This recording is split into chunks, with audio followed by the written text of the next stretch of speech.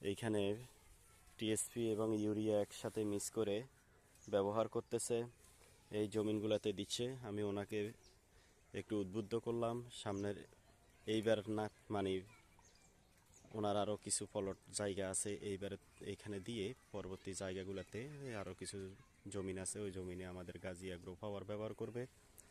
তো সেই হিসাবে ওনাকে উদ্বুদ্ধ করলাম এবং ওনাকে মানে কিছু আমাদের গাজী অ্যাগ্রো সম্বন্ধে ধারণা দিলাম এবং কিছু মানে এই যেইগুলো আমাদের প্রদর্শনী আমাদের এই গ্রুপে আসতেছে আমি সেইগুলো তাকে অবহিত করলাম।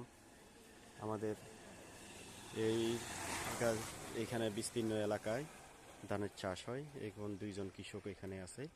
এই দুইজন কৃষককে অবহিত করে আমি মোটামুটি তাদের থেকে ভালো রেসপন্স পেয়েছি।